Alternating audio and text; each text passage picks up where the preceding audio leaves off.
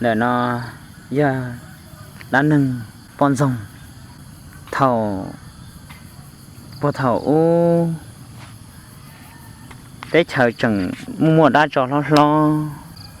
mua cứ ti cứ mờ giờ sử dụng một thả lòng câu gỡ chịu ô lúa một thả lòng câu cho lúa rõ tỏ sao tỏ u tỏ khu chỉ để chỉ dê để chỉ mỗi trả nhập bự xứ là chỉ đốt nấu chế nhưng chỉ mà đã chế thì chỉ chọn đủ lại là chỉ rong cổ đi không nhớ bỏ đá không nhớ bỏ chó đi thế thì những ô rong gỡ chỉ tàu lúa thế ô đầu tiên là tin chỉ tàu lúa thì gỡ thế xíu ô lúa một giò lồng câu thằng gỡ xíu ô lúa một giò lồng câu gỡ một giò tao tỏ lúa rõ tỏ gỡ một giò tỏ lúa rõ tao chả món đó thì họ không chỉ dùng thế lúa rõ đó mới tu nó chỉ có nhau chỉ dùng chỉ ô gỡ một giò tỏ lúa rõ đó chỉ là qua anh nhẹ rồi họ tăng tròn tròn chăn từ xứ cha tu họ chỉ xét chỉ họ lo na su số thế lô gỡ một giọt lòng câu phù đi tu lòng câu và bây tụm bơ đỡ tu lòng câu đỡ họ chỉ nhau chạy lại để chú ý tu xứ để tu ở dù thật thà sự nữa họ chỉ nhau lại để làm một thà lử tu đó xem sợ thà lử tu là những chỉ trong xem một lý thà tu ở dù sự nữa thế như là những chỉ hai trong một lý tu sự nữa hai trong hai cho dù thế trên cái thiên lý mù chỉ thả chỉ giờ tụm bơ dầu nữa mù nếu mù thả tụi thằng con là thì xem mà tụm bơ lo mù chỉ mua thằng con nếu tụi thằng con một tê là chỉ làm một thả cá sẽ hỗ trợ chỉ chơi tụi nhá này nè thả cá rồi đã chỉ một hồ say chỉ một hồ tụi thằng con đã một hồ tụi thằng con đã chỉ cải thì chỉ chơi bỏ hoa thế như bỏ trả thì nhưng bỏ chạyถ้าเราthọ là chúng mà tăng trọ thế chúng mà tăng tài thế chỉ như cá cải lên đâu chứ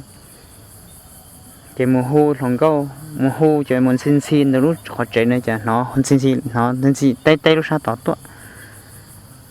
giá còn đấy tỏ hôn chi chả nó có đi giá nhớ tỏ đấy tỏ thế giá đó tỏ chuyện xin đó thằng con để có phụ nhau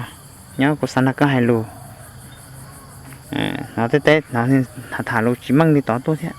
chơi ra bự họ nhỉ thế chỉ xa là bỏ một hô hậu chấm lòng rằng có đi ra hô sa tết sắp tỏ cá nào tôi đó là hô tỏ nữa tôi không có lúc xa chả rằng có đi tết tỏ này hết chỉ xa tôi để phong u linh đời chỉ hô một hô lò chỉ bây giờ rằng có đi tết sắp phải cứ chơi tôi này sắp phải phán ra sắp phải tôi này chơi giờ nhá sắp bùa phải cứ chơi phải bó chỉ muốn xí sắp phải chỉ bỏ thế chỉ cho lần xí tàu tụi thằng câu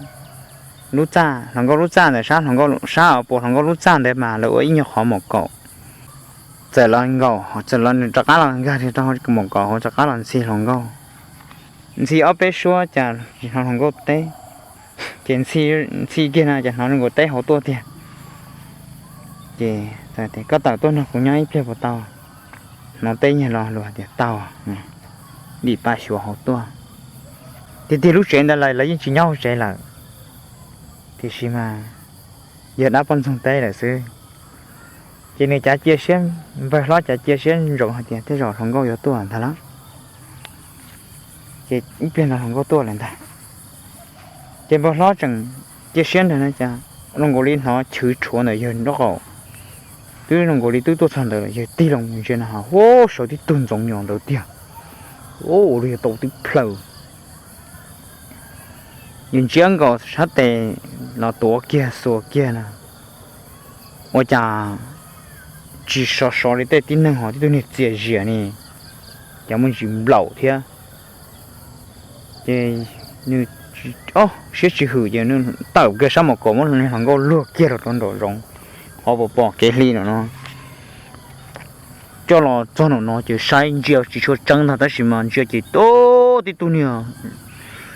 nhưng mà chỉ đã bỏ họ cho một đun chiên cho một xẻ lù rồi họ cho trong gỗ linh cho một cho chính chuyện nữa học lịch lên đồ sống đủ xứ đủ chỉ nữa sau kia một giây nó hàng đủ nên cho mình rằng lằng xứ luôn tụi này bỏ tua luôn chạy thâu rồi gì thế thật thế tới chúa cũng nhớ chỉ dự thiệp han đời lonเป็นnó mà chỉ bỏ hai luôn sao giờ mà thiệp bỏ từ mà khó quá mà chỉ mấy chút khí đi luôn thế lo trong đó là lòng gấu chế chứ nữa nên bây giờ nhó chứ khi khó trông chỉ bây giờ chúng trong lòng gấu bự chỉ bây giờ xả tiền chơi cho nè nó nè thế chỉ là muốn được tua bao bây giờ trong lòng gấu bự bây giờ mình sai chính sai bây giờ mà sợ bóng giặt thua gà chúng mình chơi gà chỉ gà kéo cắt xả thế luôn chỉ bây giờ tụ lòng gấu mà lên một khi khó trông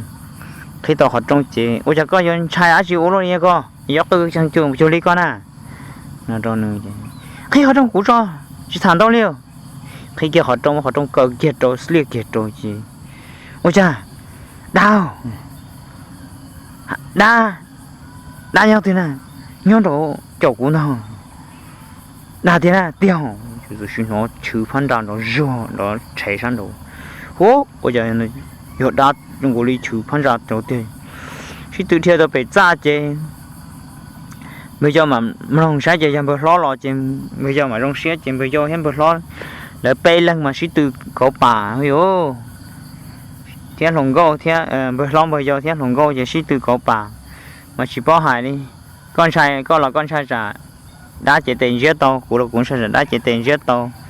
đã chỉ chịu cho từng con đó rì rò rồi trong nó bỏ ít mỏ để mà tổ chỉ cần ít to rồi đã lúc chạy tua là qua là nhỉ số căn đồng đuổi ít mỏ thế chỉ to luôn đi trai thì tia đi xí chỉ bự chỉ cho rồi cam thu thâu rất kiện trai hôm nay đã nên quan trọng hay là cho chơi gì nữa nè để nó do sa xì hỏa là do đa năng là do tất chỉ cho đa năng họ là những do họ trắng là sa xì hỏa ô tô cái tí cứng bờ để gì ở đa tụi vậy gì thiết tụi đang cái xí dầu mùi dầu hay rong chè nung đã gỡ mù ở tây nó gỡ tròn đu chèn gỡ mùi dầu xí dầu mùi dầu hay rong gỡ mùi dầu gỡ tụi vậy gì một bỏi cho tiền đồng mam đồng nó chè tụi vậy gì nhỏ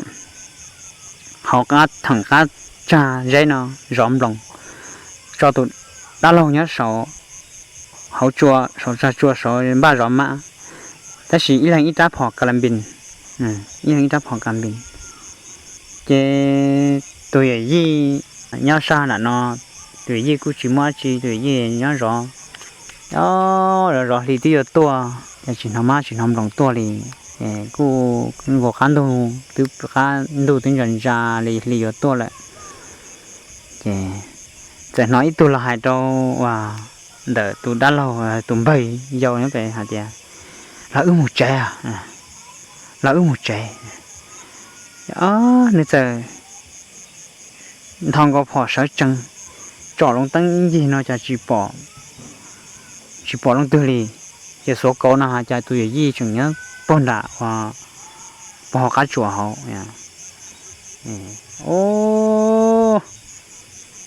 chỉ đi chạy thôi chỉ đi dò rồi chuyện sổ chọn rễ lo sổ chọn rễ là mà chui mà có hai đi thiên đầu linh đầu là mua là sư là sau này giờ chỉ bảy một trẻ khi nhân ra nó lồng sủng nhớ tua nè chỉ mua chỉ nhớ được mua chỉ ở gì ta rồi ở cái tí cầm phải chỉ đi sư tự thiên lo nhưng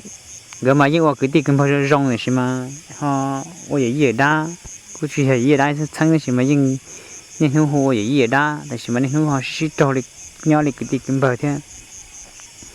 thì ở giờ lò chỉ giờ 운동 đây thì gì là cá gì chỉ bỏ chứ thì đó người cho thì chỉ có dùng một chặng luôn à sắp lá là má hả y lò cái lò cho nè tay đo chứ nè đã là mà thả khe rồi nè gì hết tiệt bỏ ta nè cũng không mà do có hai lục lục kia nè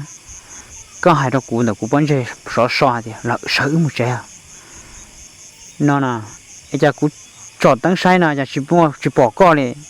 cụ thằng có phò cụ sợ chẳng chọn tăng sai nè cha chỉ bỏ co đi có số con nó có chuyện như phần nào cái gì cụ lo mà sao lo tập hợp thế nè ô lúc rong mà chỉ tao lo một ly nữa vậy nữa chả có chỉ hai khe của bé ít tự thiệt là mà ô của xã thạc hay có con chạy thầu chỉ ăn chỉ mua rồi chỉ ngờ mà ít tự thiệt lọt chạy lại xưa nó thả sát xí hỏa lọt cho chạy xí đi nó nè còn nào